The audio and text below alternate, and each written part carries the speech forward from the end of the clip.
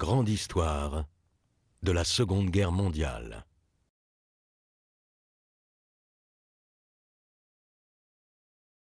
La victoire finale.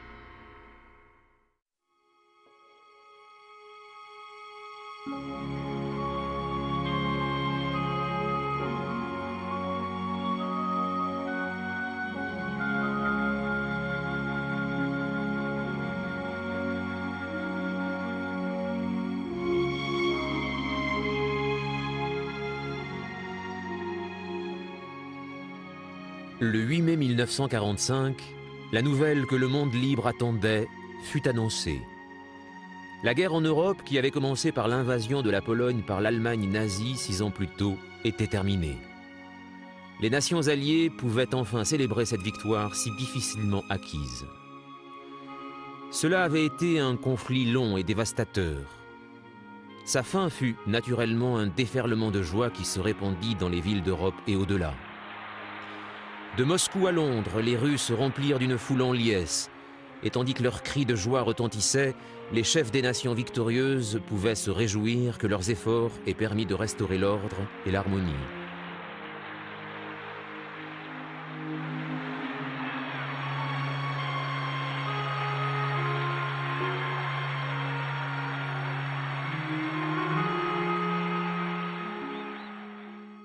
Le Troisième Reich d'Hitler avait été finalement vaincu et il était maintenant temps pour les trois grandes puissances, les États-Unis, la Grande-Bretagne et l'Union soviétique, de décider de l'avenir de l'Europe d'après-guerre.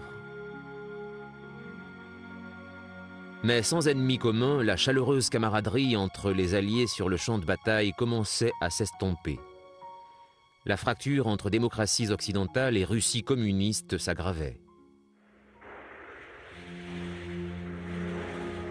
Dans le Pacifique, en revanche, la guerre continuait à faire rage. Aucune issue n'était encore envisageable. Pour les Japonais, se rendre était un sort pire que la mort, et suivant leurs anciennes traditions, ils étaient déterminés à combattre jusqu'au dernier. Comme les pertes alliées ne diminuaient pas et que les États-Unis se préparaient à envahir les îles japonaises, des décisions graves devaient être prises. Une nouvelle marche allait être franchie pour venir à bout de l'adversaire et la face du monde allait en être transformée à tout jamais.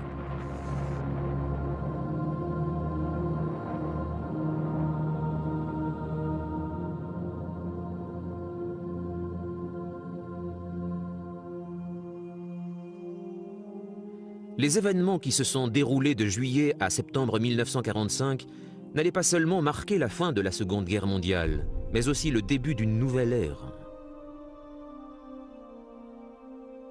En septembre 1939, Adolf Hitler avait plongé son pays dans la guerre en faisant miroiter un Reich devant durer 1000 ans, un nouvel empire avec une économie florissante et un territoire sans limite.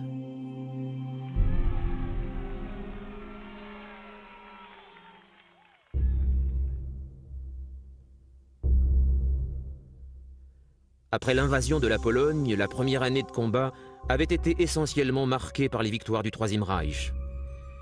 Tout poussait à croire que ce nouvel empire germanique allait être aussi glorieux qu'Hitler l'avait promis.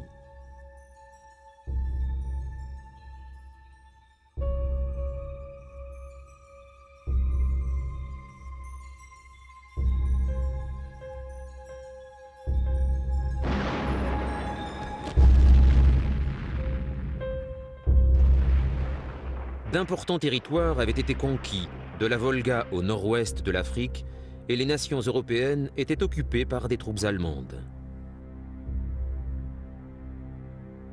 Avec l'aide de l'Italie fasciste et de son chef, Benito Mussolini, très vite, pratiquement tout le continent européen allait tomber dans les griffes des forces de l'Axe. Un régime tyrannique allait désormais régner sur l'Occident. Rien ne semblait pouvoir arrêter la machine de guerre nazie, mais les forces alliées se renforcèrent lorsque les États-Unis et l'Union soviétique rejoignirent le Royaume-Uni dans sa bataille. Le sort de l'empire hitlérien apparut dès lors évident et inéluctable. Le 6 juin 1944, les troupes alliées, conduites par le général Eisenhower, débarquèrent sur les plages de Normandie. Cet épisode le plus célèbre de toute la Seconde Guerre mondiale marqua le début de la fin du Troisième Reich. Les armées américaines, britanniques et canadiennes traçaient leur route dans le nord de la France et remportaient des victoires décisives. Les vies sacrifiées lors du débarquement avaient offert aux Alliés un tremplin en Europe occupée. Les troupes s'enfonçaient profondément au cœur de la France et les Allemands étaient repoussés jusqu'à leurs frontières naturelles. Dans le même temps, les soldats de l'Armée rouge déferlaient sur l'Allemagne depuis l'Est. En 1945, la course vers Berlin faisait rage. Les troupes américaines et britanniques n'étaient pas enclines à s'aventurer trop au-delà du Rhin. L'état-major leur avait d'ailleurs donné l'ordre de laisser le sort de la capitale allemande aux mains des armées de Staline. Eisenhower craignait que trop de vies ne soient perdues lors du combat pour Berlin. La bataille pour la ville s'avéra effectivement l'une des plus violentes de toute la guerre.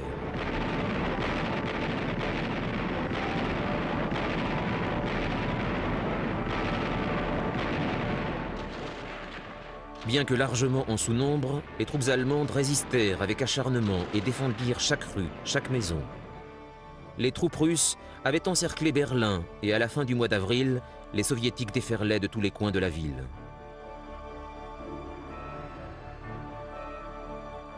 Encerclé et sans espoir de s'échapper, Adolf Hitler se suicida le 30 avril dans son bunker situé sous les ruines de la chancellerie du Reich. Craignant de subir le même sort que son allié, le dictateur Mussolini, dont le corps mutilé avait été pondu en public quelques jours plus tôt, Hitler avait donné des ordres stricts pour que son corps soit brûlé. Lorsque les Russes arrivèrent, ils ne trouvèrent que quelques traces de ses restes.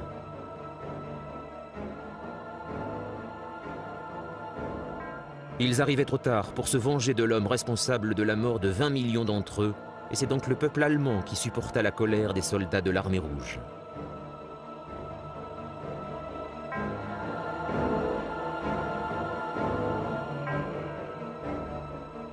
Le suicide du Führer et ceux de certaines des figures les plus éminentes de l'Allemagne nazie, le ministre de la propagande Joseph Goebbels et le chef de la Gestapo Heinrich Himmler, parmi d'autres, marquaient la fin du national-socialisme.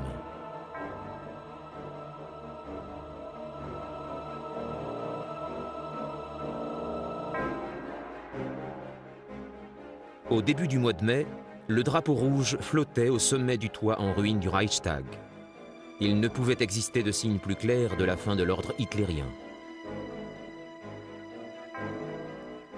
Tôt, le matin du 7 mai 1945, les représentants allemands, les généraux Jodl et Kettel, signèrent les documents d'une reddition sans condition dans les quartiers généraux d'Eisenhower à Reims. À 23h01, heure européenne, le 8 mai, toutes les troupes allemandes devaient cesser le combat.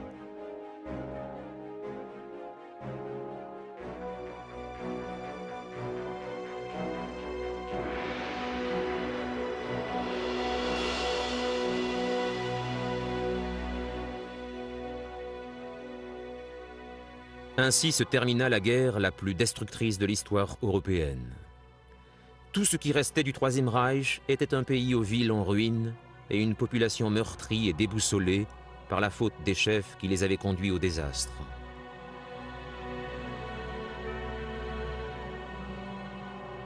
Le 17 juillet 1945, les chefs des nations victorieuses se rencontrèrent à Potsdam, à quelques kilomètres à l'ouest de Berlin, pour évoquer le futur de l'Allemagne de l'après-guerre.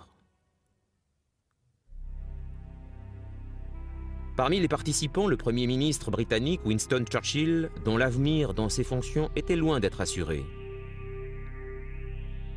En effet, peu de temps après la victoire, la coalition de temps de guerre éclata.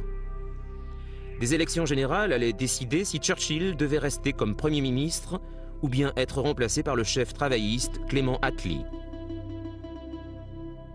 Le dictateur soviétique, également présent à Potsdam, s'accaparait les lauriers de la victoire sur l'Allemagne et réclamait des territoires en Europe centrale.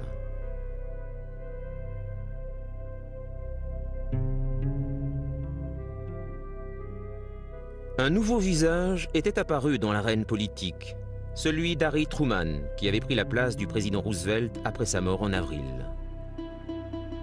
Il se montrait beaucoup moins conciliant envers les communistes que son prédécesseur.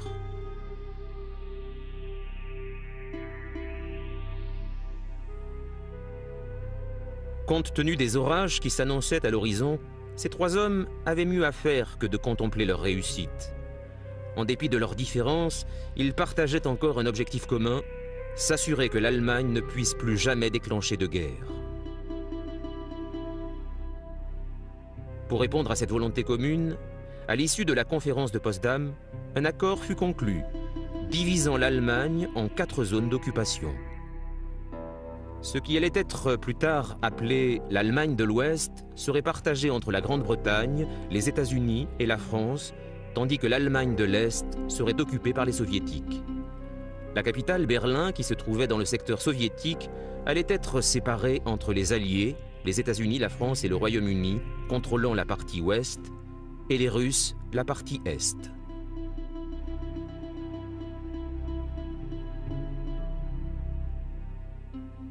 Les soldats soviétiques occupaient Berlin depuis leur victoire en mai.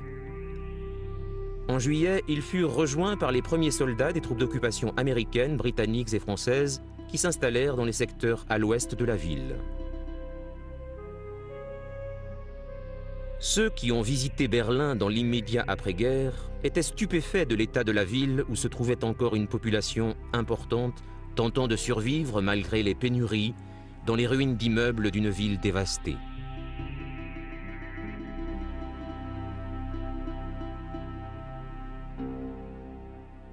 Tous les transports, dans et allant à Berlin, étaient pratiquement hors d'usage, ce qui aggravait les pénuries alimentaires. Les égouts éventrés durant les combats avaient contaminé les réserves d'eau de la ville.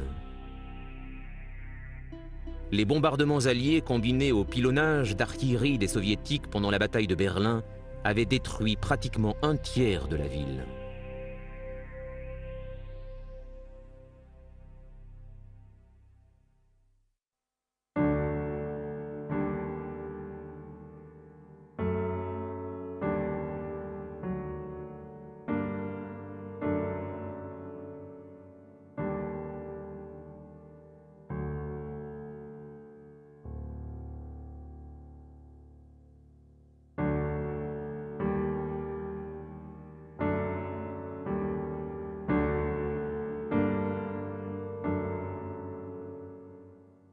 Au début du mois de juillet, Churchill fut l'un des premiers à constater de visu les dommages causés. Marchant dans les rues dévastées de la ville, il fut ému par ce qu'il découvrait. Il déclara plus tard que sa haine des Allemands était morte avec leur reddition.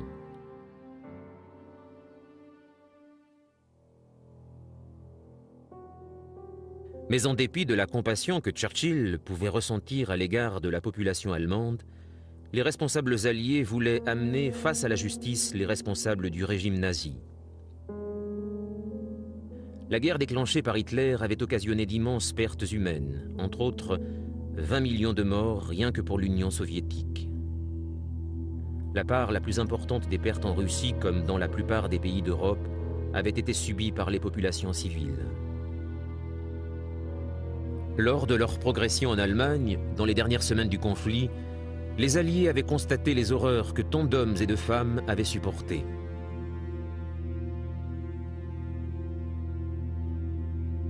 Sur leur route vers Berlin, les Américains et les Soviétiques avaient découvert les camps de concentration et les déportés venus de toute l'Europe et de la Russie.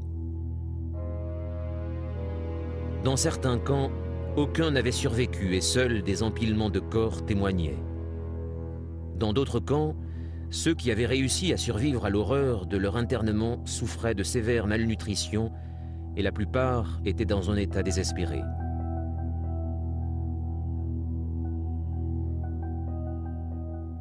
Il fut vite évident que ce n'étaient pas des milliers, mais bien des millions de personnes qui avaient été systématiquement assassinées par les nazis.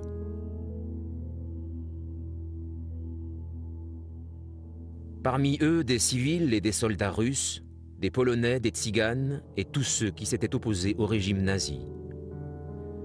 Mais par-dessus tout, les nazis avaient ciblé les Juifs. Pratiquement les 2/3 de la population juive d'Europe avaient été massacrés. Ces massacres resteront dans l'histoire de l'humanité sous le nom de la Shoah. Devant ces accumulations de crimes, il fut décidé, à Potsdam, qu'un tribunal militaire international serait formé sous la responsabilité des gouvernements américains, britanniques, russes et français. Cette décision allait conduire au plus important procès pour crimes de guerre à Nuremberg, une ville connue pour avoir été le lieu des grands rassemblements du parti nazi et considérée comme la capitale idéologique du Troisième Reich. C'était donc l'endroit idéal pour marquer symboliquement l'échec du nazisme. Le procès des principaux criminels de guerre des nations de l'Axe allait permettre de rendre justice pour les horreurs impardonnables commises sous le régime hitlérien.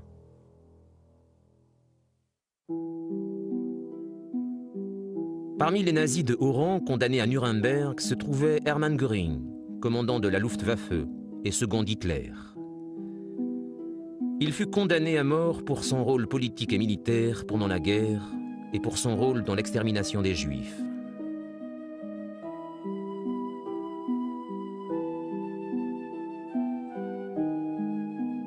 Mais Göring allait contrecarrer ses juges en se suicidant par pendaison la nuit précédant son exécution.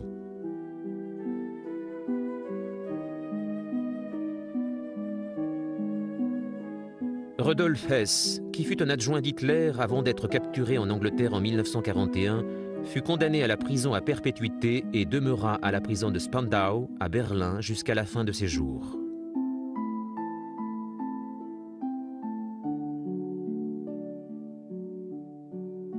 L'amiral Karl Dönitz, chef de la Kriegsmarine et stratège des U-boats, puis président de l'Allemagne nazie dans les jours qui suivirent le suicide d'Hitler, fut condamné à 10 ans d'emprisonnement.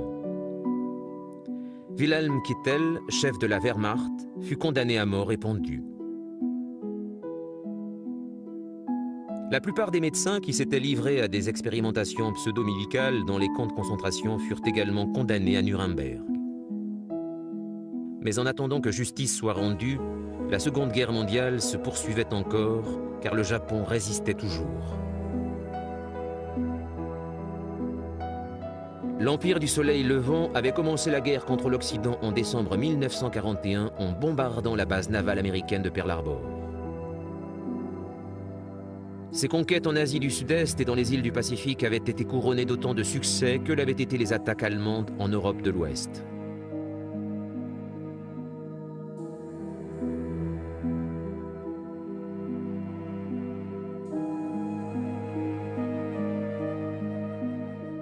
Mais les forces navales américaines retrouvèrent leurs forces et petit à petit, les Alliés chassèrent les Japonais des territoires conquis.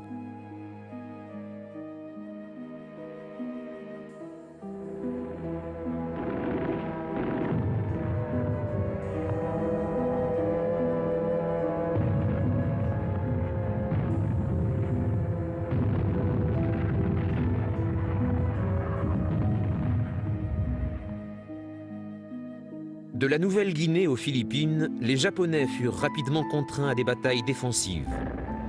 Durant l'été 1944, la campagne d'île en île de l'amiral Chester Nimitz, commandant en chef de la flotte américaine du Pacifique, avait mené les troupes alliées jusqu'aux îles Mariannes, à portée du Japon.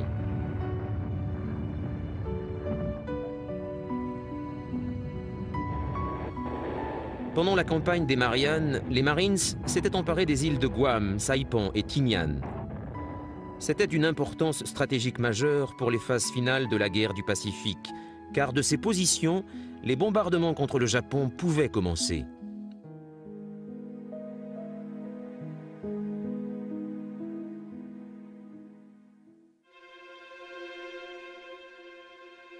Les Américains avaient lancé leur premier bombardement contre le Japon dès 1942, lors du raid de Doolittle, à partir d'un porte-avions et envoyer des bombardiers depuis la Chine ou l'Inde.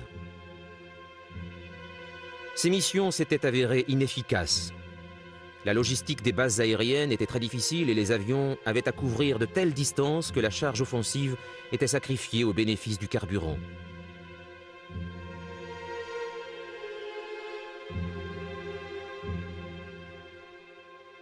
Construire des pistes sur le terrain difficile des îles Mariannes n'allait pas être une petite affaire.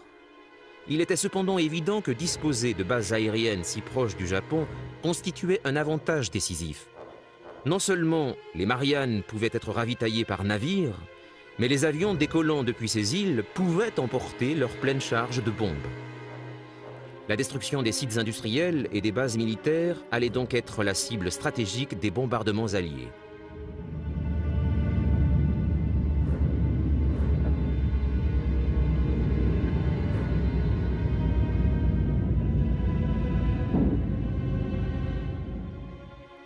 Après un intense labeur en novembre 1944, la première des nouvelles pistes fut prête à être utilisée et la guerre aérienne contre le Japon commença. Des bombardiers B-29 Super Fortress étaient arrivés des États-Unis pour assurer les premières attaques depuis les îles Mariannes. Le 24 novembre eut lieu le premier raid massif contre le cœur du Japon.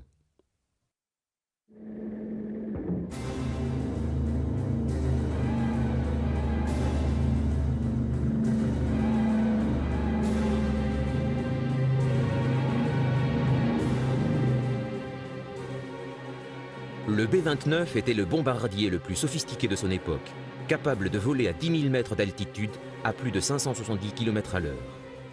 Ceci le rendait assez peu vulnérable aux tirs de la DCA.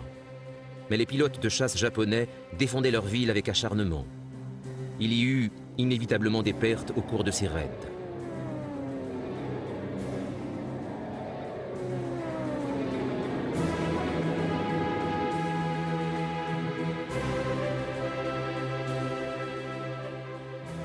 En plus des risques encourus par les bombardiers, les bases aériennes elles-mêmes furent attaquées.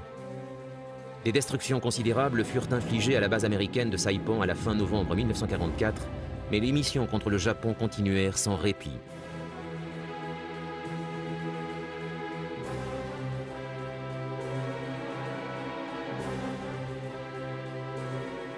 Tandis que les B-29 décollaient des Mariannes, la Navy préparait des raids complémentaires depuis ses porte-avions basés à quelques centaines de kilomètres du Japon.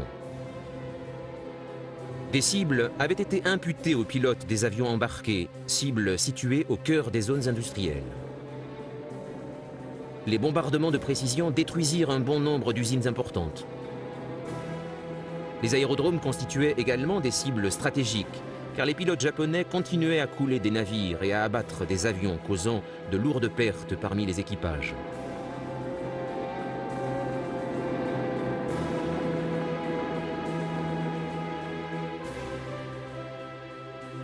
Après avoir atteint leurs objectifs à l'intérieur des terres, les avions alliés mitraillaient les navires et les ports sur leur chemin du retour vers les porte-avions. Par chance, pour les pilotes qui ne parvenaient pas à rentrer, des sous-marins alliés étaient là pour récupérer ceux qui avaient pu s'extraire de leurs appareils. Durant la guerre, environ 500 pilotes ont été sauvés des eaux du Pacifique par les sous-marins américains. Les attaques de l'aéronaval étaient couronnées de succès, alors que celles menées par les B-29 Super Fortress ne s'avéraient pas satisfaisantes. Bien qu'ayant été très efficaces lors des raids contre l'Allemagne, les largages de bombes explosives en haute altitude n'avaient pas les mêmes effets contre les bâtiments japonais, souvent faits de papier et de bois. Encore plus grave, les B-29 rataient leurs cibles régulièrement.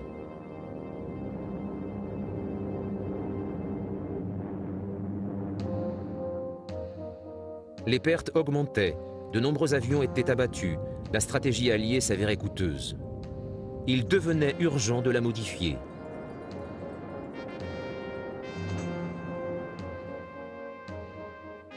Au début de l'année 1945, le général Curtis LeMay fut chargé de diriger les opérations de bombardement du Japon. il suggéra de charger les avions de bombes incendiaires et de pratiquer des raids nocturnes à basse altitude au lieu des bombardements diurnes à haute altitude. Les bombardements dits de précision allaient être remplacés par des bombardements de zone et le résultat sur les îles japonaises se révéla dévastateur. Le 24 février, le premier raid fut lancé et 174 B-29 survolèrent Tokyo. Les feux qui résultèrent du largage de leurs bombes détruisirent la ville sur 250 hectares.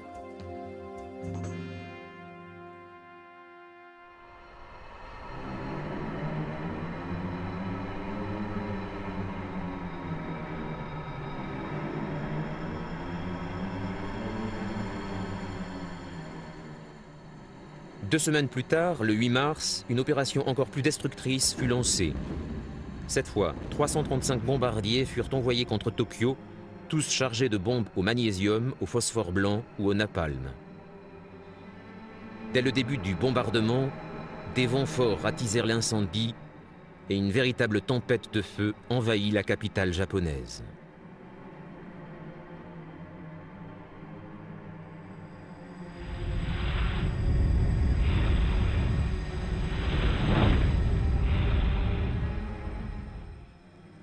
Le bombardement le plus destructeur de la Seconde Guerre mondiale détruisit plus de 4000 hectares de Tokyo et laissa plus d'1 million de personnes sans abri. Beaucoup furent piégés par le feu. On estime à environ 100 000 le nombre de victimes de cette attaque. Nombreux sont ceux qui comparèrent cette tactique à un meurtre de masse. Mais le général Lemay pensait que si cette attaque pouvait accélérer la fin de la guerre, ne serait-ce que d'une seule journée, alors elle était utile.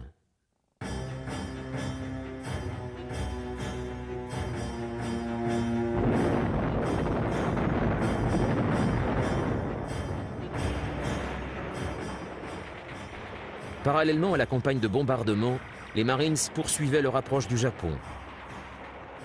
En février 1945, les combats pour une île minuscule du nom d'Iwo Jima, au sud du Japon, commençaient. Des chasseurs zéro y étaient basés et on espérait que s'emparer de cette île éliminerait la menace que ces avions faisaient peser sur les B-29 décollant depuis les îles Mariannes. Une fois conquise, Iwo Jima pourrait devenir une escale permettant aux avions alliés de venir ravitailler. Mais la conquête de cette île déserte allait s'avérer dantesque.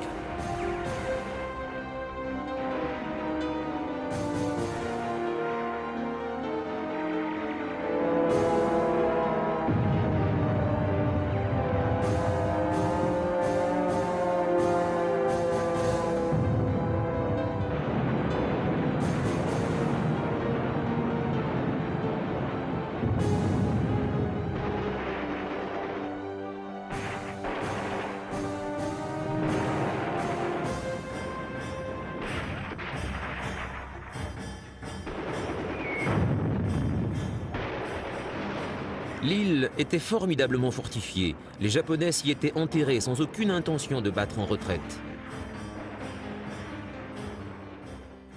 La bataille obligeait les Marines à se battre pour Iwo Jima, centimètre par centimètre, rampant dans la cendre volcanique sous les tirs de barrages ennemis. Un reporter décrivit la situation sur l'île comme un cauchemar en enfer. Les combats furent acharnés. Et, avant même que le drapeau ne soit dressé au sommet de la butte, 28 000 Américains avaient été tués ou blessés. De la garnison japonaise forte de 23 000 hommes, 1000 seulement survécurent. Iwo Jima fut déclaré sûr le 26 mars.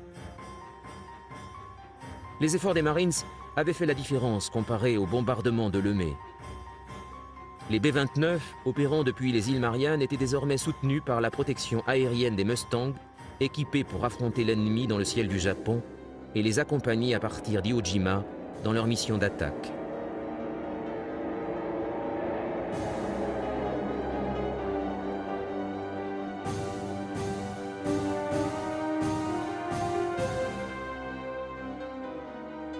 Durant le printemps, les raids sur le territoire japonais continuèrent.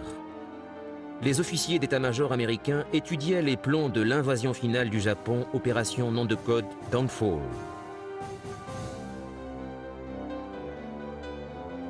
Le Japon est un archipel constitué de milliers d'îles volcaniques et montagneuses, ce qui rendait hasardeuse toute stratégie de débarquement.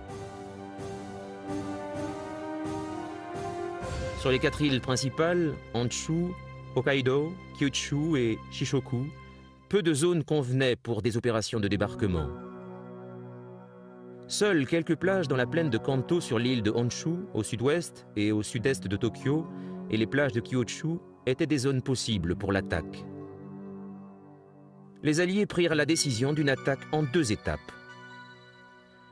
La première, nom de code Opération Olympique, concernerait le sud de Kyushu. La construction de bases aériennes sur place permettrait de mettre en place une couverture aérienne pour l'opération suivante, l'opération Coronet, c'est-à-dire l'attaque de la baie de Tokyo sur Honshu.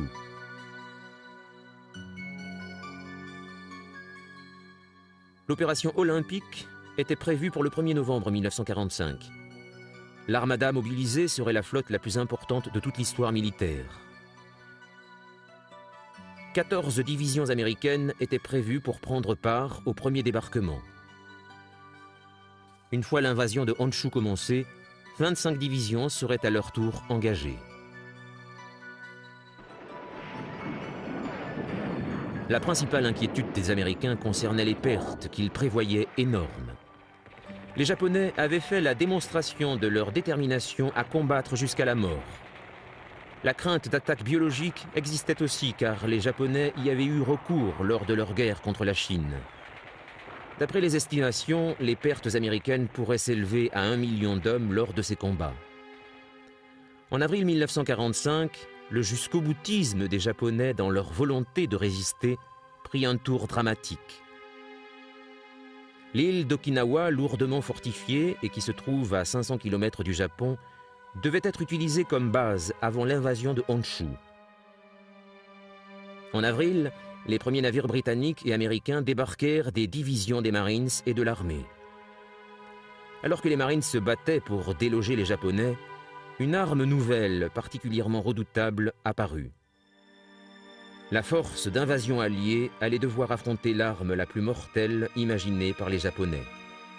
Les Japonais, pour sauver leur empire, avaient détourné le mythe du kamikaze et l'avaient instrumentalisé pour leur dernière grande attaque, l'opération Chrysanthème.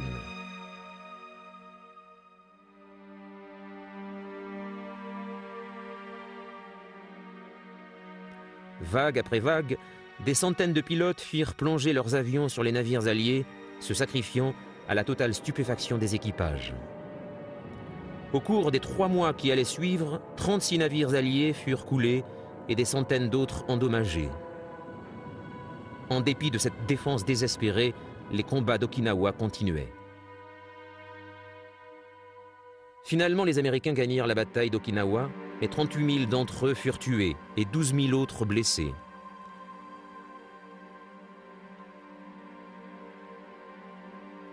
Le commandant de l'opération, le général Buckner aussi, y trouva la mort.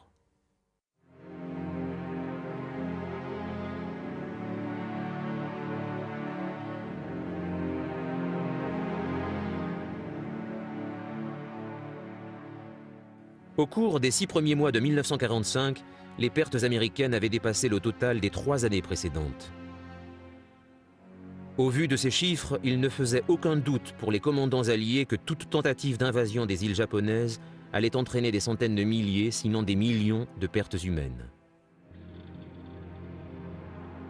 Cependant, en dépit de la conviction des Alliés que les Japonais, militaires comme civils, allaient combattre jusqu'au bout pour défendre leur nation, de nombreux Japonais aspiraient à la paix.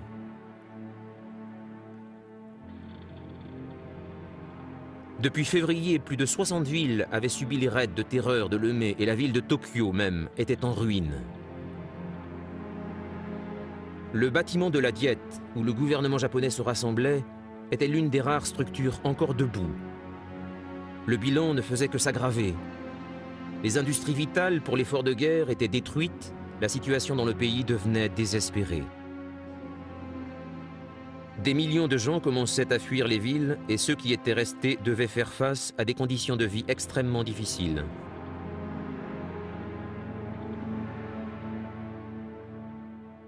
En plus des attaques aériennes, le Mai avait également lancé l'opération Starvation, qui consistait à miner les routes maritimes vitales et les ports afin d'interrompre le trafic.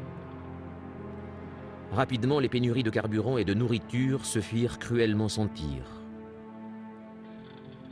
La situation devenait invivable et pour la première fois, la population japonaise civile commença à se retourner contre les militaires.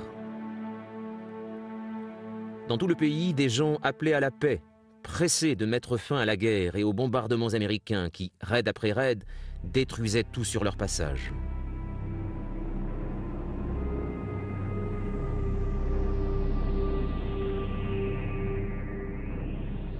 Des changements à la tête du Japon commençaient également à confirmer les espoirs du pays pour la paix. Le Premier ministre, Tojo, le va-t-en-guerre, qui avait amené le pays à se lancer dans le conflit en 1941, avait été forcé de démissionner après la chute de Saipan pendant l'été 1944. Son remplaçant, Kyunaki Koiso, était en place depuis moins de 9 mois lorsque son gouvernement chuta en avril 1945. Le baron Kontaro Suzuki fut élu pour diriger le pays. Le Premier ministre Suzuki était un amiral en retraite, héros de la guerre russo-japonaise, et à la différence de bien des membres du gouvernement, il ne croyait pas que son pays devait continuer à combattre. Sa présence au gouvernement était un signe clair que le parti de la paix était important au Japon. Désormais, même l'empereur Hirohito commençait à envisager la fin de la guerre, réalisant que son empire n'avait plus aucun espoir de contrer le raz-de-marée américain.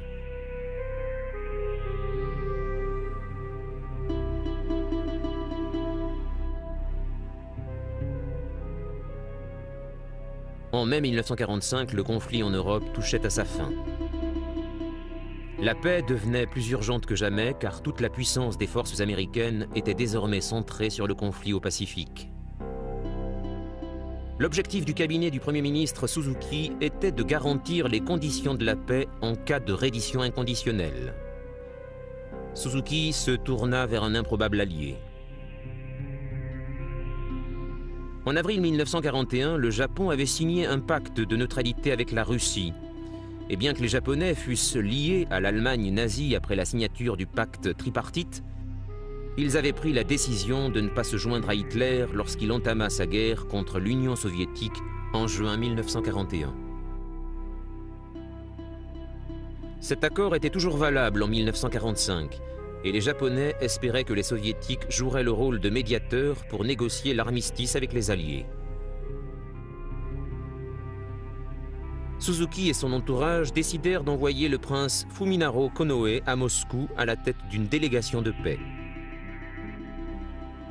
Konoe avait désespérément tenté d'empêcher le Japon d'entrer en guerre contre l'Amérique en 1941. On espérait donc qu'il pourrait faire quelque chose pour ménager l'avenir de son pays.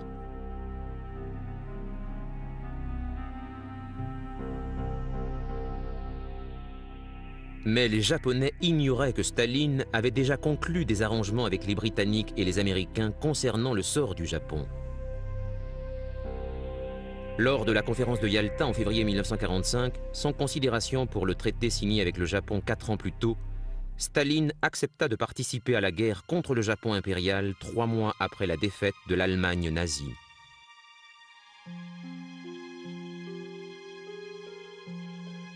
En retour, on lui promit des concessions territoriales importantes, dont la Mandchourie, les îles Kouril et Port Arthur en Corée, qui toutes se trouvaient dans la sphère d'influence japonaise.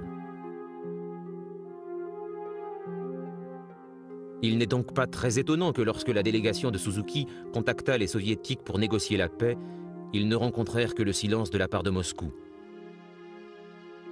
Bien vite, la crainte que les Soviétiques ne représentent qu'une menace, au même titre que les Américains, vit le jour. Le jour où la conférence de Potsdam commença, le 17 juillet, les navires de l'US Navy et la Royal Navy tirèrent 200 000 tonnes d'obus contre la zone côtière au nord-est de Tokyo en préparatif de l'invasion. Peu après, l'Union soviétique rappela tout le personnel et les familles de son ambassade au Japon, dévoilant ainsi qu'ils avaient l'intention de passer à l'attaque. L'avenir s'annonçait décidément bien sombre pour le pays du soleil levant. Il y avait cependant d'autres préoccupations dans les relations internationales. Truman et Churchill s'inquiétaient de plus en plus de l'expansionnisme brutal des Soviétiques.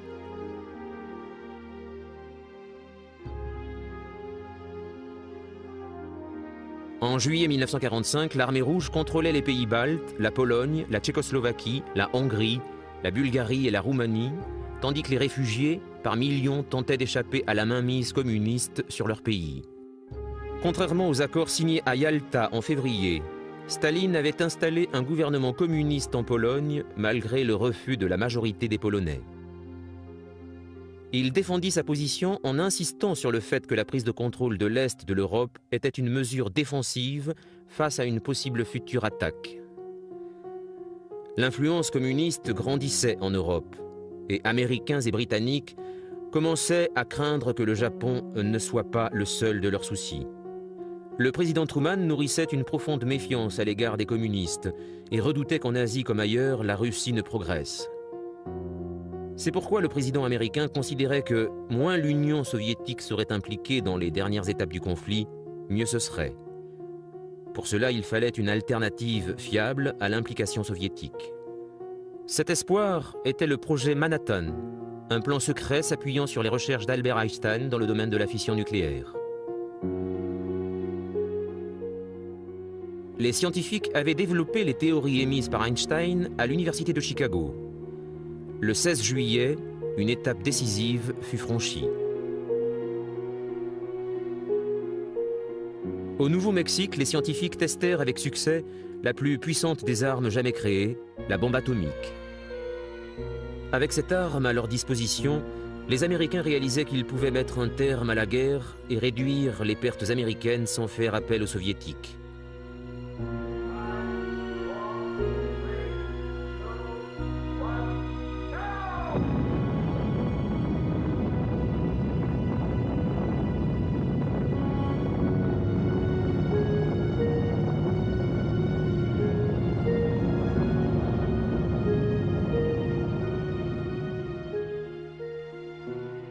Truman faisait tout ce qu'il pouvait pour tenir à l'écart l'Union soviétique de la force d'invasion. La course pour le Japon débutait. Aux quartiers généraux de la 20e Air Force dans les Mariannes, Curtis LeMay et son équipe travaillaient 24 heures sur 24 pour définir un plan concernant l'utilisation de cette nouvelle arme top secrète.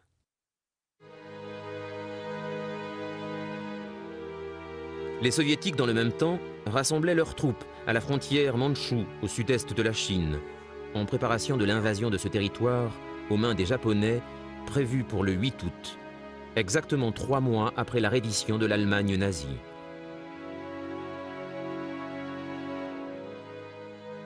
Les tensions montaient à Potsdam. De plus, des changements soudains au sein de l'arène politique apparurent. Winston Churchill, qui avait quitté la conférence le 25 juillet dans l'attente des résultats des élections britanniques, n'avait pas été réélu. Clement Attlee était donc venu en Allemagne à sa place en tant que nouveau Premier ministre britannique. Il se joignit à Truman et Staline pour les décisions finales concernant le conflit.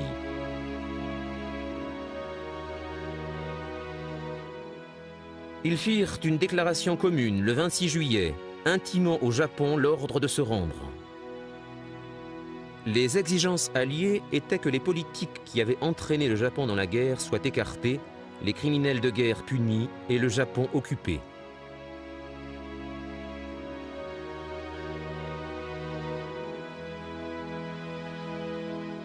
Au Japon, Suzuki, qui attendait et espérait toujours une réponse de la part de l'Union soviétique à sa requête concernant un accord de paix, donna sa réponse qui, sans doute, en raison des subtilités de la langue japonaise, sembla ambiguë.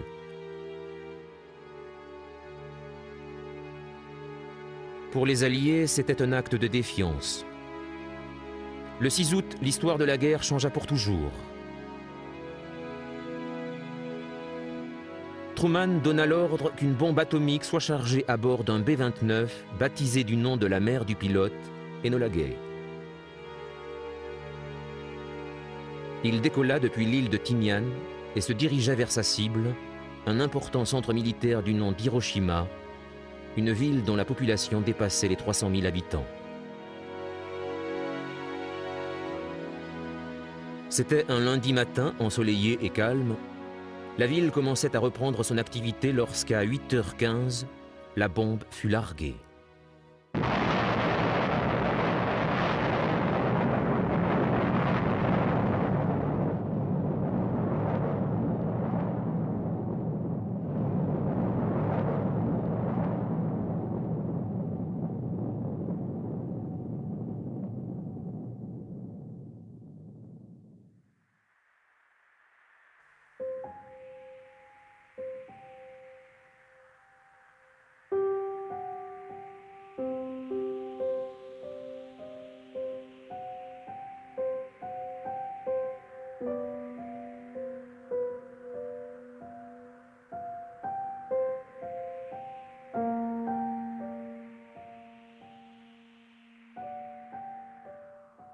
Environ 1000 hectares de la ville furent réduits en cendres, tuant 30% de la population sur le coup. Les hommes comme les bâtiments furent désintégrés par l'explosion, et la tempête de feu qui s'ensuivit fit d'innombrables morts parmi les civils. Tout ce qui restait d'Hiroshima, une fois la fumée disparue, était une zone dévastée et rasée, où nombre d'habitants n'étaient plus que des ombres imprimées sur les murs en ruine par l'éclair de lumière blanche. Pendant les 4 heures qui suivirent l'attaque, le gouvernement japonais ignora ce qui s'était passé jusqu'à ce qu'un avion soit envoyé pour observer la ville. Un énorme nuage de fumée y planait toujours, mais la véritable horreur de la situation ne faisait que commencer.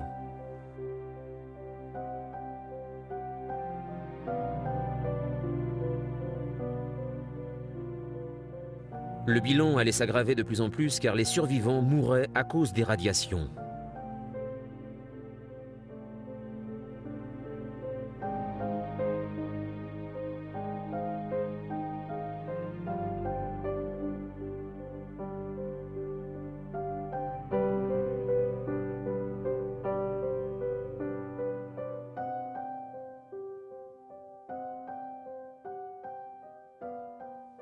Le président Truman annonça qu'une bombe atomique avait été larguée sur Hiroshima et avertit fermement les Japonais qu'en refusant ces conditions, ils pouvaient redouter une terrible dévastation comme jamais il n'en avait été vu sur Terre.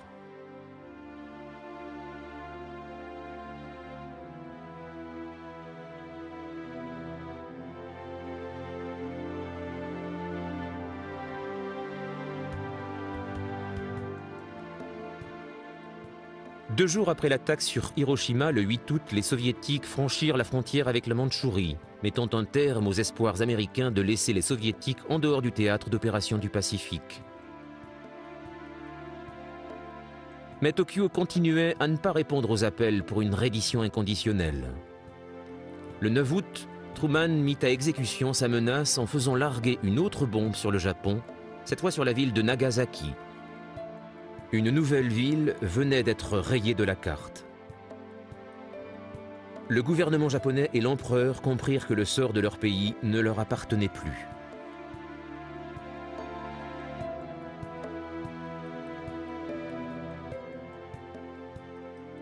Face à la menace d'autres attaques nucléaires, l'empereur Hirohito fut forcé de tirer un trait sur l'espoir d'une fin honorable à la guerre. L'insupportable doit être supporté, annonça-t-il, et finalement, le 14 août, le Japon accepta les termes de la déclaration de Potsdam et offrit sa reddition inconditionnelle. Le lendemain, le président Truman fit le discours que le monde attendait.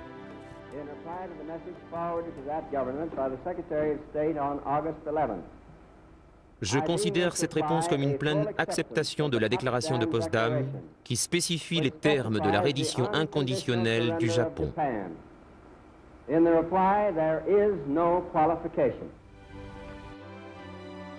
Lorsque la nouvelle de la reddition arriva, une vague de soulagement se répandit au sein des troupes américaines qui affrontaient les Japonais depuis bientôt 4 ans. Le bain de sang était terminé, la guerre était finie. Le 30 août, les troupes américaines et la 6e division de Marines débarquèrent sur une plage au sud de Tokyo, marquant le début de l'occupation du Japon. Lorsqu'un commandement américain fut mis en place, le drapeau étoilé flotta triomphalement sur le sol japonais.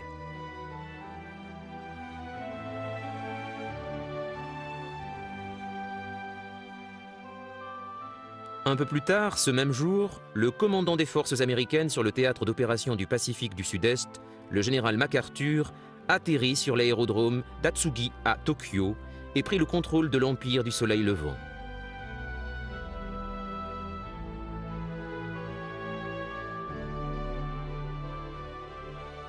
Le matin du 2 septembre 1945, la délégation japonaise monta à bord de l'USS Missouri dans la baie de Tokyo pour l'officialisation de la reddition. MacArthur, qui assumait la fonction de commandant suprême des forces alliées au Japon, dirigea la cérémonie qui marquait la fin de la guerre du Pacifique. Son discours refléta les espoirs des millions de personnes qui aspiraient au rétablissement de la paix dans le monde.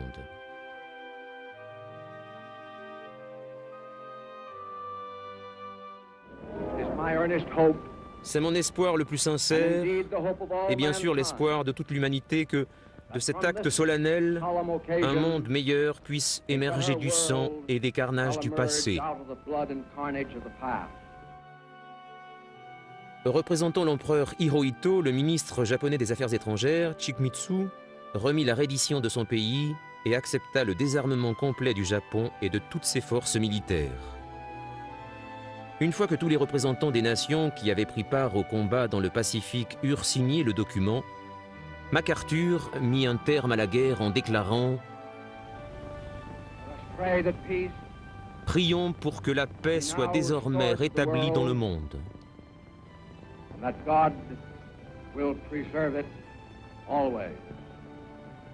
These proceedings are closed. La Seconde Guerre mondiale prit fin officiellement à 9h08 le 2 septembre 1945. Dans tout le Pacifique et dans le sud-est asiatique, les Japonais baissaient les armes. Le 4 septembre, sur l'île de Wake, les troupes impériales se rendaient aux Américains 3 ans et 4 mois après les en avoir chassés. En Malaisie et dans toute l'Asie, les forces britanniques et du Commonwealth acceptèrent la reddition des troupes japonaises et bientôt, l'Union Jack flotta fièrement sur la ville coloniale de Singapour après pratiquement 4 ans d'occupation.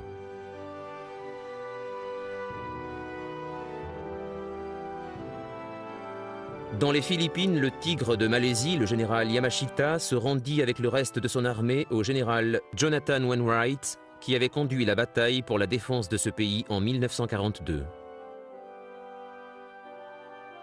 Le général avait été détenu dans les camps de prisonniers pendant les 40 mois précédents. Le moment de réclamer justice à l'homme responsable de tant de morts américains et philippins arrivait enfin pour Wainwright.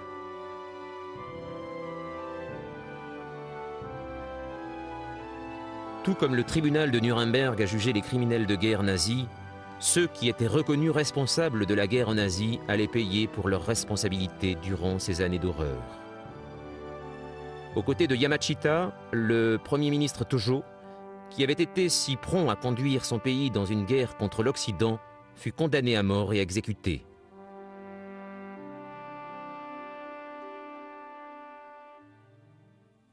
Les Japonais, dont tous les rêves d'un empire conquérant s'étaient envolés, devaient maintenant apprendre à vivre aux côtés des Américains qui occupaient désormais leur pays.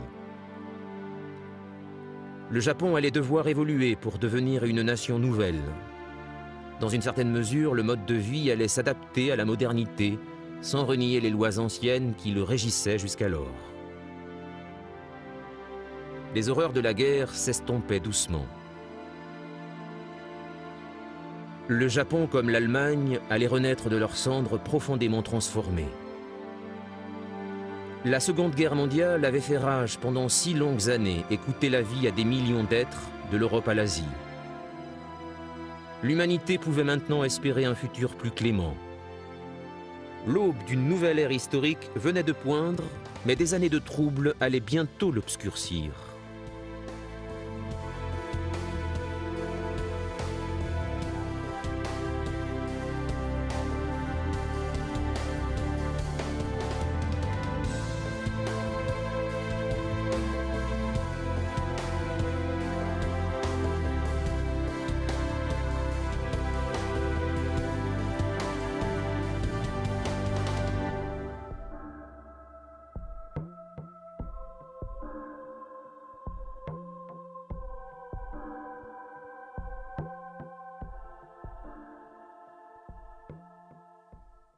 rompre le trafic. Rapidement, les pénuries de carburant et de nourriture se firent cruellement sentir. La situation devenait invivable et pour la première fois, la population japonaise civile commença à se retourner contre les militaires. Dans tout le pays, des gens appelaient à la paix, pressés de mettre fin à la guerre et aux bombardements américains qui, raid après raid, détruisaient tout sur leur passage.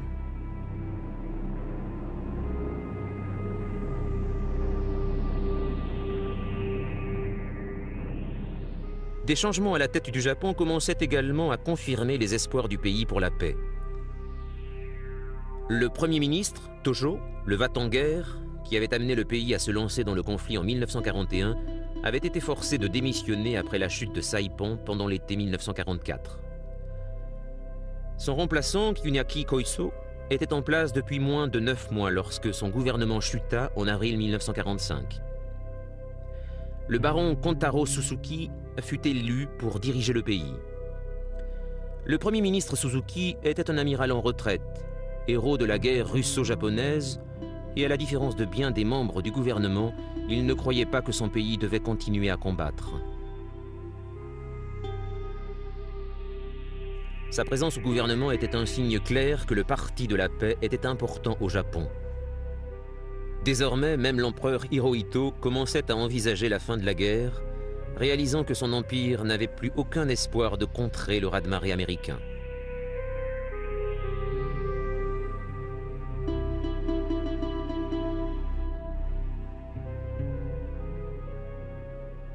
En mai 1945, le conflit en Europe touchait à sa fin.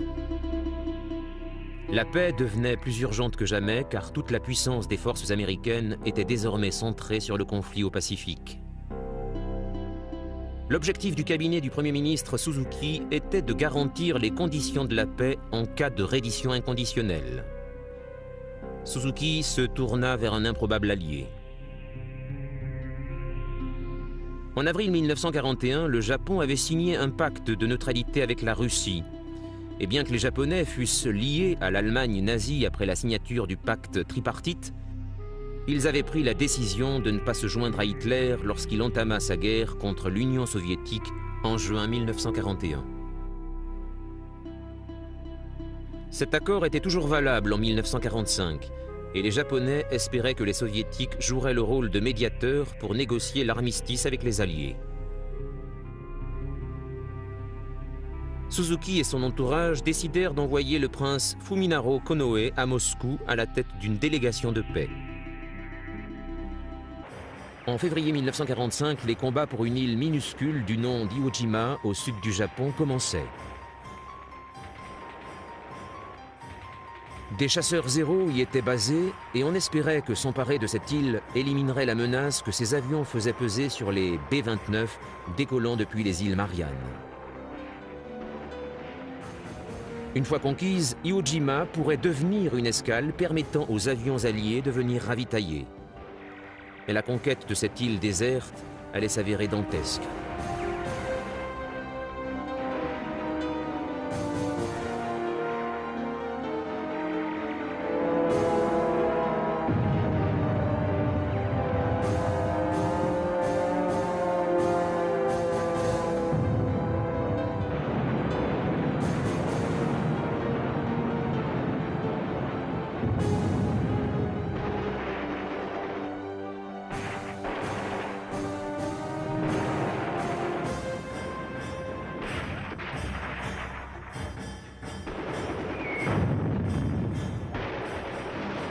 L'île était formidablement fortifiée. Les Japonais s'y étaient enterrés sans aucune intention de battre en retraite.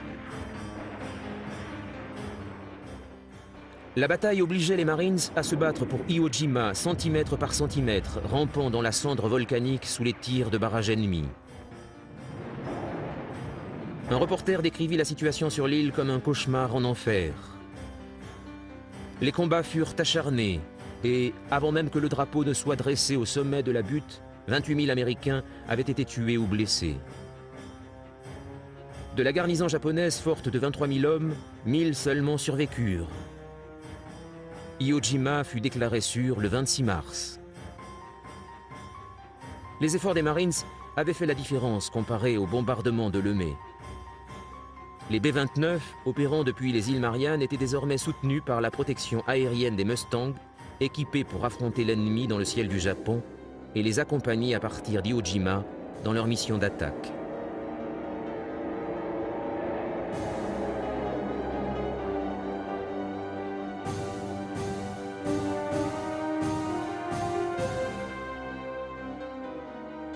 Durant le printemps, les raids sur le territoire japonais continuèrent. Les officiers d'état-major américains étudiaient les plans de l'invasion finale du Japon, opération nom de code Downfall.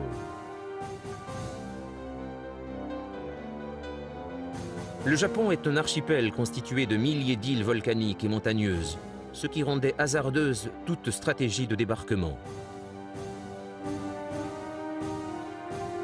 Sur les 4 îles principales, Honshu, Hokkaido, Kyushu, et des élections générales allaient décider si Churchill devait rester comme Premier ministre ou bien être remplacé par le chef travailliste Clément Attlee.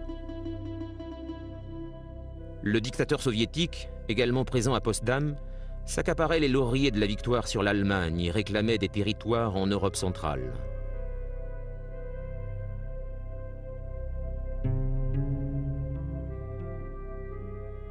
Un nouveau visage était apparu dans l'arène politique, celui d'Harry Truman, qui avait pris la place du président Roosevelt après sa mort en avril. Il se montrait beaucoup moins conciliant envers les communistes que son prédécesseur.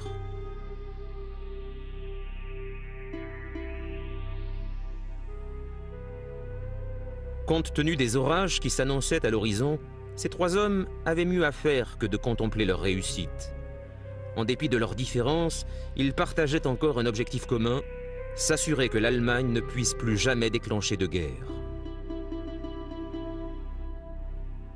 Pour répondre à cette volonté commune, à l'issue de la conférence de Potsdam, un accord fut conclu, divisant l'Allemagne en 4 zones d'occupation.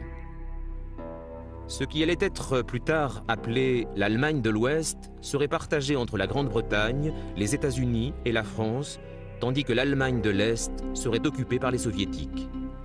La capitale, Berlin, qui se trouvait dans le secteur soviétique, allait être séparée entre les Alliés, les États-Unis, la France et le Royaume-Uni, contrôlant la partie ouest, et les Russes, la partie est.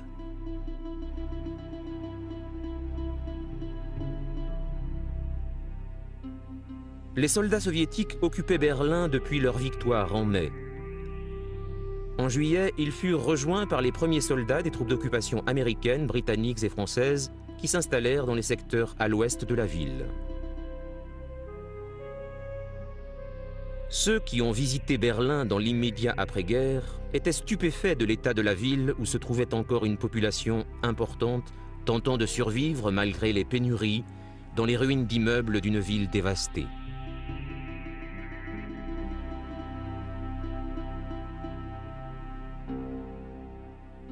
Tous les transports, dans et allant à Berlin, étaient pratiquement hors d'usage, ce qui aggravait les pénuries alimentaires. Les égouts éventrés durant les combats avaient contaminé les réserves d'eau de la ville. Les bombardements alliés combinés au pilonnage d'artillerie des soviétiques pendant la bataille de Berlin avaient détruit pratiquement un tiers de la ville.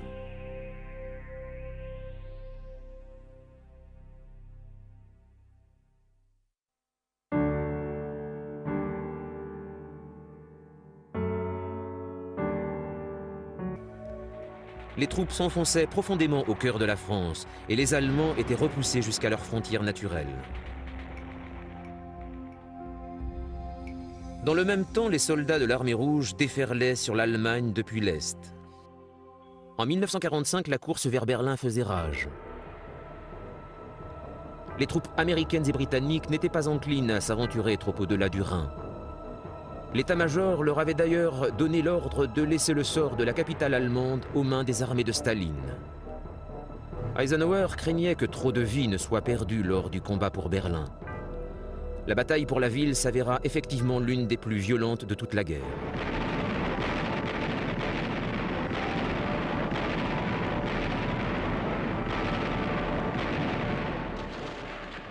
Bien que largement en sous-nombre, les troupes allemandes résistèrent avec acharnement et défendirent chaque rue, chaque maison. les troupes russes avaient encerclé Berlin et à la fin du mois d'avril, les soviétiques déferlaient de tous les coins de la ville.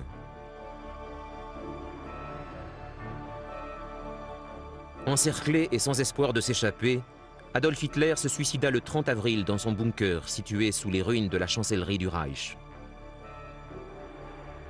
Craignant de subir le même sort que son allié, le dictateur Mussolini, dont le corps mutilé avait été pondu en public quelques jours plus tôt, Hitler avait donné des ordres stricts pour que son corps soit brûlé.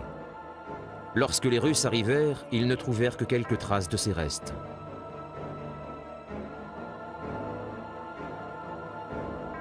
Ils arrivaient trop tard pour se venger de l'homme responsable de la mort de 20 millions d'entre eux, et c'est donc le peuple allemand qui supporta la colère des soldats de l'Armée rouge.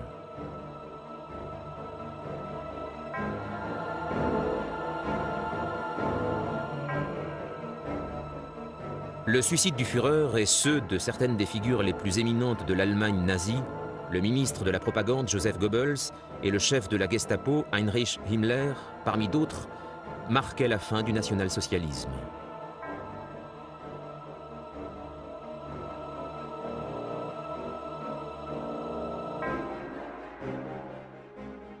Au début du mois de mai, le drapeau rouge flottait au sommet du toit en ruine du Reichstag.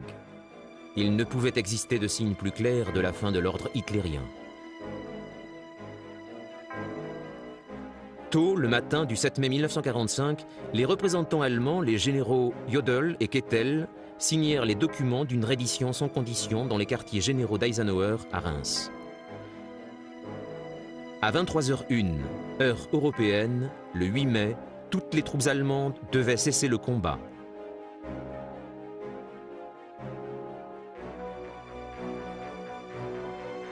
Stupéfait de l'état de la ville où se trouvait encore une population importante, tentant de survivre malgré les pénuries, dans les ruines d'immeubles d'une ville dévastée.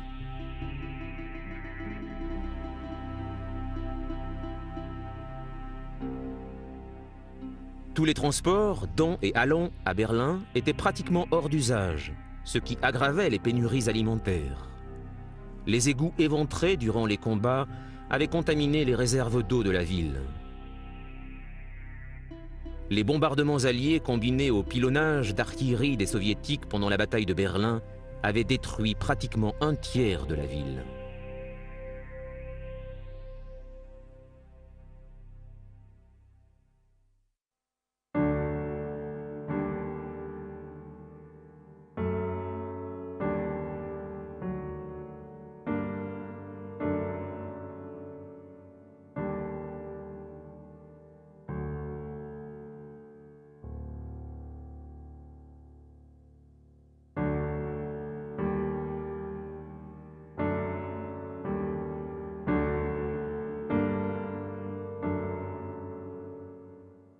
Au début du mois de juillet, Churchill fut l'un des premiers à constater de visu les dommages causés. Marchant dans les rues dévastées de la ville, il fut ému par ce qu'il découvrait. Il déclara plus tard que sa haine des Allemands était morte avec leur reddition.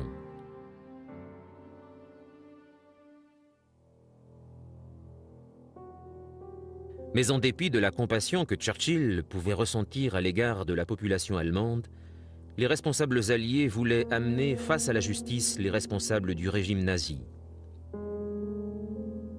La guerre déclenchée par Hitler avait occasionné d'immenses pertes humaines, entre autres 20 millions de morts rien que pour l'Union soviétique. La part la plus importante des pertes en Russie, comme dans la plupart des pays d'Europe, avait été subie par les populations civiles. Lors de leur progression en Allemagne, dans les dernières semaines du conflit, les Alliés avaient constaté les horreurs que tant d'hommes et de femmes avaient supportées.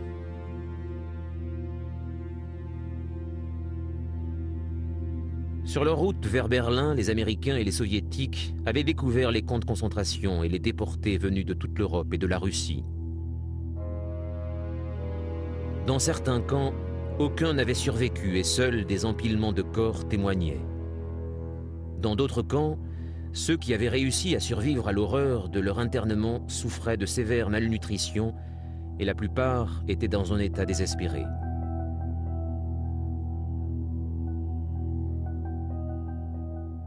Il fut vite évident que ce n'étaient pas des milliers, mais bien des millions de personnes.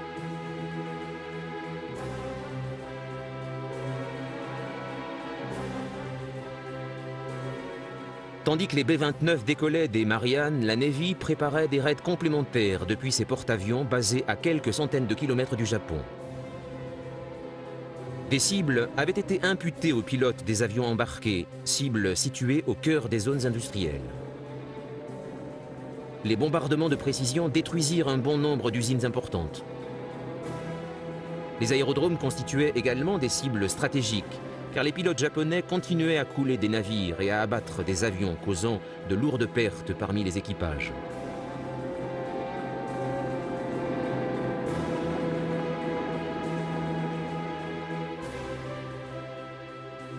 Après avoir atteint leurs objectifs à l'intérieur des terres, les avions alliés mitraillaient les navires et les ports sur leur chemin du retour vers les porte-avions. Par chance, pour les pilotes qui ne parvenaient pas à rentrer, des sous-marins alliés étaient là pour récupérer ceux qui avaient pu s'extraire de leurs appareils. Durant la guerre, environ 500 pilotes ont été sauvés des eaux du Pacifique par les sous-marins américains. Les attaques de l'aéronaval étaient couronnées de succès, alors que celles menées par les B-29 Superfortress ne s'avéraient pas satisfaisantes. Bien qu'ayant été très efficaces lors des raids contre l'Allemagne, les largages de bombes explosives en haute altitude n'avaient pas les mêmes effets contre les bâtiments japonais, souvent faits de papier et de bois. Encore plus grave, les B-29 rataient leurs cibles régulièrement.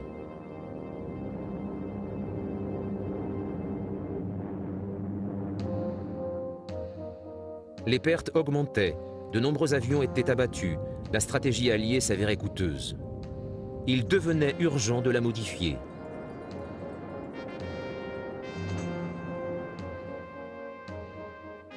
Au début de l'année 1945, le général Curtis LeMay fut chargé de diriger les opérations de bombardement du Japon. Il suggéra de charger les avions de bombes incendiaires et de pratiquer des raids nocturnes à basse altitude au lieu des bombardements diurnes à haute altitude. Les bombardements dits de précision allaient être remplacés par des bombardements de zone et le résultat sur les îles japonaises se révéla dévastateur. Le 24 février, le premier raid fut lancé et 174 B-29 survolèrent Tokyo. Les feux qui résultèrent du largage de leurs bombes détruisirent la ville sur 250 hectares.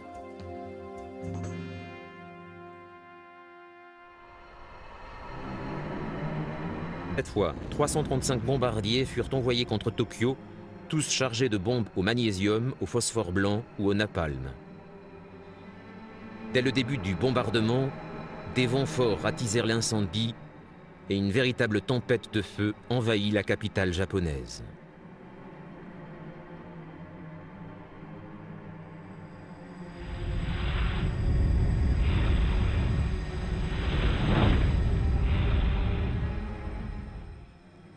Le bombardement le plus destructeur de la Seconde Guerre mondiale détruisit plus de 4000 hectares de Tokyo et laissa plus d'1 million de personnes sans abri. Beaucoup furent piégés par le feu. On estime à environ 100 000 le nombre de victimes de cette attaque. Nombreux sont ceux qui comparèrent cette tactique à un meurtre de masse. Mais le général LeMay pensait que si cette attaque pouvait accélérer la fin de la guerre, ne serait-ce que d'une seule journée, alors elle était utile.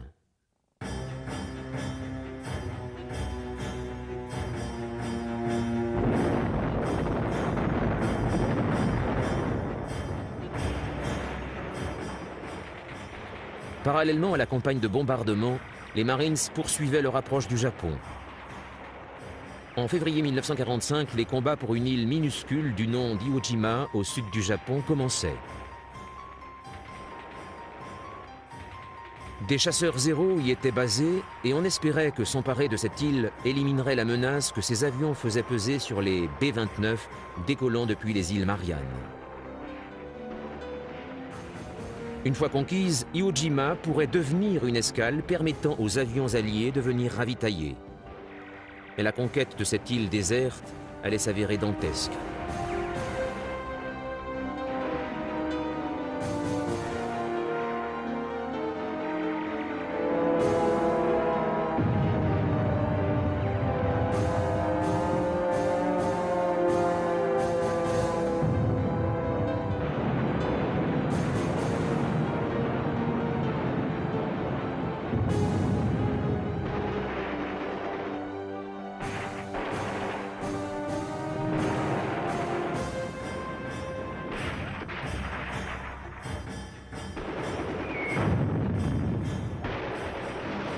L'île était formidablement fortifiée. Les Japonais s'y étaient enterrés sans aucune intention de battre en retraite. La bataille obligeait les Marines à se battre pour Iwo Jima, centimètre par centimètre, rampant dans la cendre volcanique sous les tirs de barrages ennemis. Un reporter décrivit la situation sur l'île comme un cauchemar en enfer. Les combats furent la phase finale de la guerre du Pacifique, car de ces positions, les bombardements contre le Japon pouvaient commencer.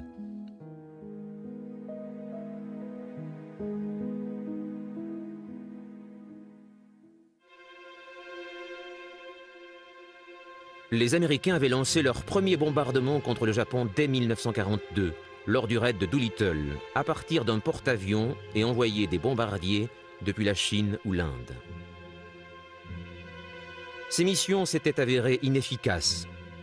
La logistique des bases aériennes était très difficile et les avions avaient à couvrir de telles distances que la charge offensive était sacrifiée au bénéfice du carburant.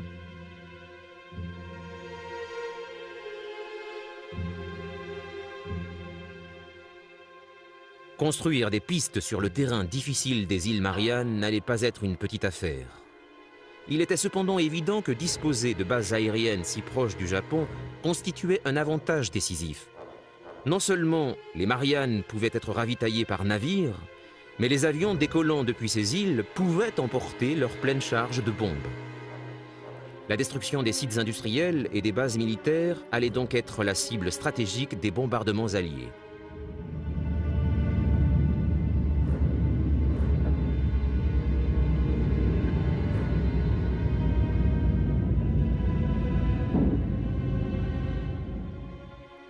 Après un intense labeur en novembre 1944, la première des nouvelles pistes fut prête à être utilisée et la guerre aérienne contre le Japon commença.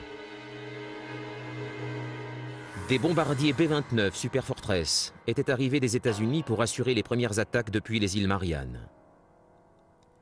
Le 24 novembre eut lieu le premier raid massif contre le cœur du Japon.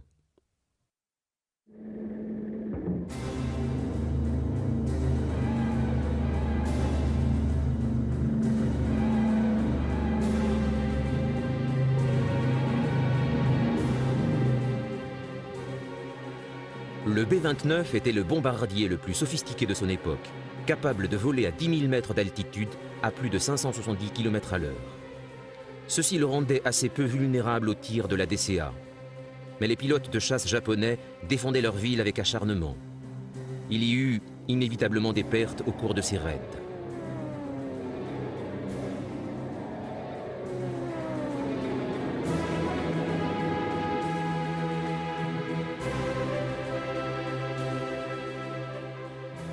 En plus des risques encourus par les bombardiers, les bases aériennes elles-mêmes furent attaquées.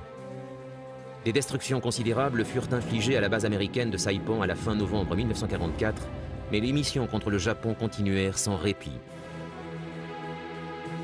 N'avoir chassé. En Malaisie et dans toute l'Asie, les forces britanniques et du Commonwealth acceptèrent la reddition des troupes japonaises et bientôt, l'Union Jack flotta fièrement sur la ville coloniale de Singapour après pratiquement 4 ans d'occupation.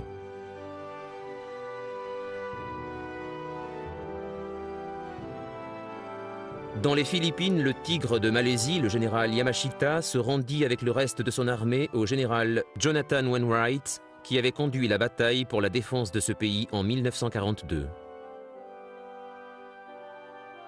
Le général avait été détenu dans les camps de prisonniers pendant les 40 mois précédents. Le moment de réclamer justice à l'homme responsable de tant de morts américains et philippins arrivait enfin pour Wainwright.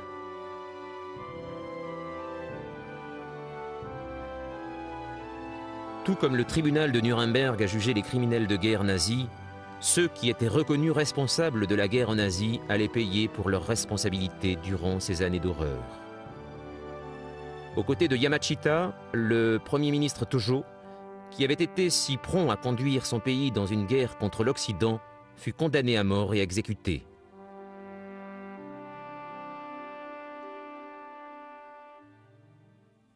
Les Japonais, dont tous les rêves d'un empire conquérant s'étaient envolés, devaient maintenant apprendre à vivre aux côtés des Américains qui occupaient désormais leur pays. Le Japon allait devoir évoluer pour devenir une nation nouvelle. Dans une certaine mesure, le mode de vie allait s'adapter à la modernité, sans renier les lois anciennes qui le régissaient jusqu'alors. Les horreurs de la guerre s'estompaient doucement. Le Japon, comme l'Allemagne, allait renaître de leurs cendres profondément transformées. La Seconde Guerre mondiale avait fait rage pendant 6 longues années et coûté la vie à des millions d'êtres de l'Europe à l'Asie. L'humanité pouvait maintenant espérer un futur plus clément. L'aube d'une nouvelle ère historique venait de poindre, mais des années de troubles allaient bientôt l'obscurcir.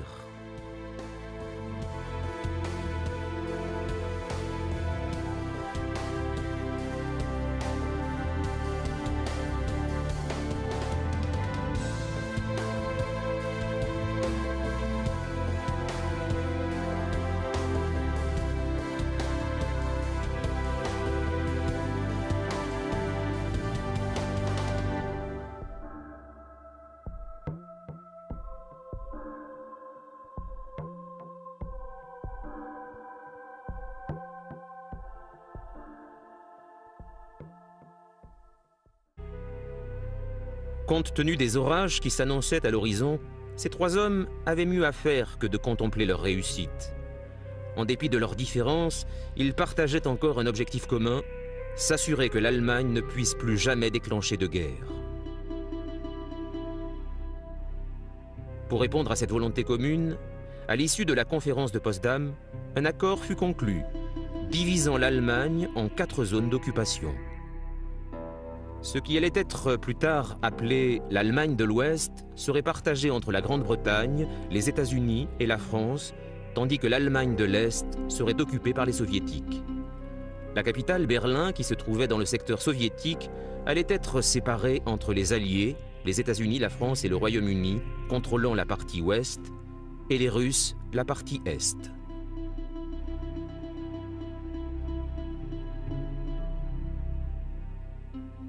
Les soldats soviétiques occupaient Berlin depuis leur victoire en mai. En juillet, ils furent rejoints par les premiers soldats des troupes d'occupation américaines, britanniques et françaises qui s'installèrent dans les secteurs à l'ouest de la ville. Ceux qui ont visité Berlin dans l'immédiat après-guerre étaient stupéfaits de l'état de la ville où se trouvait encore une population importante tentant de survivre malgré les pénuries dans les ruines d'immeubles d'une ville dévastée.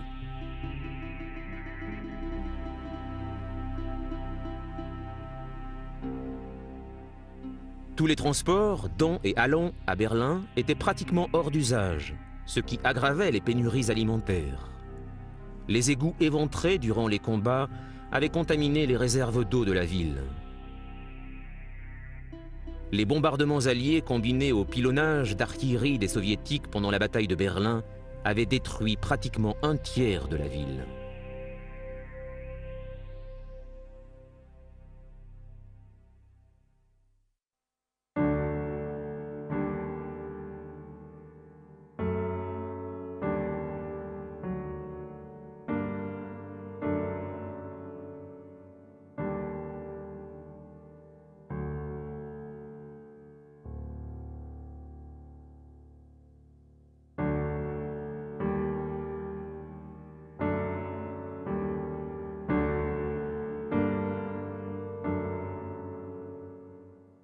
Au début du mois de juillet, Churchill fut l'un des premiers à constater de visu les dommages causés. Marchant dans les rues dévastées de la ville, il fut ému par ce qu'il découvrait. Il déclara plus tard que sa haine des Allemands était morte avec leur reddition.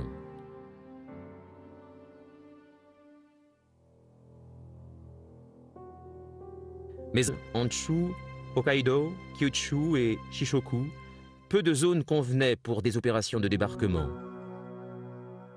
Seules quelques plages dans la plaine de Kanto sur l'île de Honshu, au sud-ouest et au sud-est de Tokyo, et les plages de Kyushu étaient des zones possibles pour l'attaque. Les Alliés prirent la décision d'une attaque en 2 étapes. La première, nom de code Opération Olympique, concernerait le sud de Kyushu. La construction de bases aériennes sur place permettrait de mettre en place une couverture aérienne pour l'opération suivante, l'opération Coronet, c'est-à-dire l'attaque de la baie de Tokyo sur Honshu.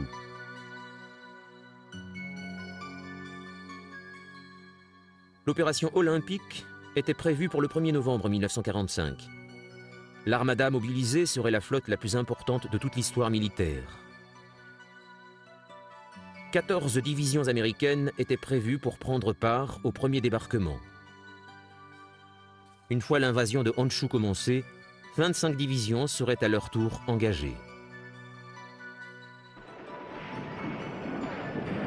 La principale inquiétude des Américains concernait les pertes qu'ils prévoyaient énormes. Les Japonais avaient fait la démonstration de leur détermination à combattre jusqu'à la mort. La crainte d'attaque biologique existait aussi car les Japonais y avaient eu recours lors de leur guerre contre la Chine. D'après les estimations, les pertes américaines pourraient s'élever à 1 million d'hommes lors de ces combats. En avril 1945, le jusqu'au-boutisme des Japonais dans leur volonté de résister prit un tour dramatique. L'île d'Okinawa, lourdement fortifiée et qui se trouve à 500 km du Japon, devait être utilisée comme base avant l'invasion de Honshu. En avril, les premiers navires britanniques et américains débarquèrent des divisions des Marines et de l'armée. Alors que les Marines se battaient pour déloger les Japonais, une arme nouvelle, particulièrement redoutable, apparut. La force d'invasion alliée allait devoir affronter l'arme la plus mortelle imaginée par les Japonais. Les Japonais, pour sauver leur empire, avaient détourné le mythe du kamikaze et l'avaient instrumentalisé pour leur dernière grande attaque, l'opération Chrysanthème.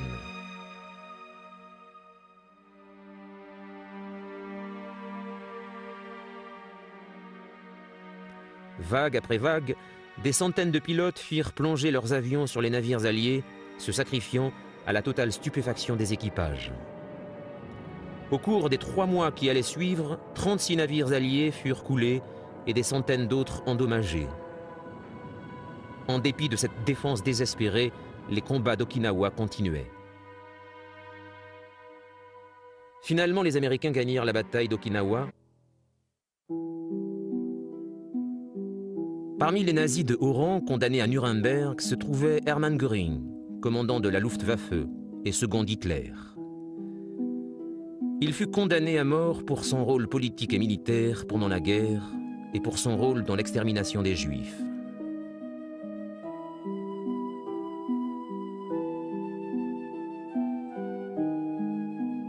Mais Göring allait contrecarrer ses juges en se suicidant par pendaison la nuit précédant son exécution.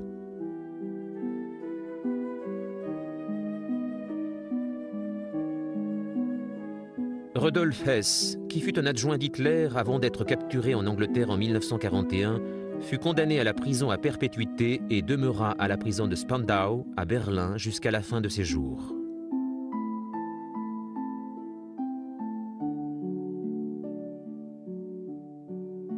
L'amiral Karl Dönitz, chef de la Kriegsmarine et stratège des U-boats, puis président de l'Allemagne nazie dans les jours qui suivirent le suicide d'Hitler, fut condamné à 10 ans d'emprisonnement. Wilhelm Keitel, chef de la Wehrmacht, fut condamné à mort et pendu. La plupart des médecins qui s'étaient livrés à des expérimentations pseudo-médicales dans les camps de concentration furent également condamnés à Nuremberg. Mais en attendant que justice soit rendue, la Seconde Guerre mondiale se poursuivait encore, car le Japon résistait toujours. L'Empire du Soleil Levant avait commencé la guerre contre l'Occident en décembre 1941 en bombardant la base navale américaine de Pearl Harbor. Ses conquêtes en Asie du Sud-Est et dans les îles du Pacifique avaient été couronnées d'autant de succès que l'avaient été les attaques allemandes en Europe de l'Ouest.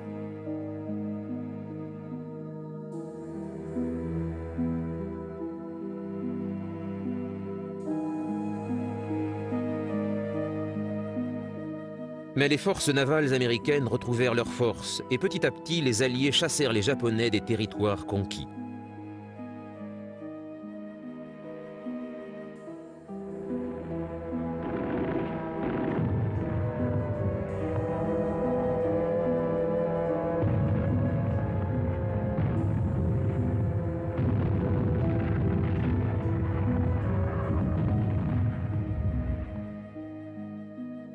De la Nouvelle-Guinée aux Philippines, les Japonais furent rapidement contraints à des batailles défensives.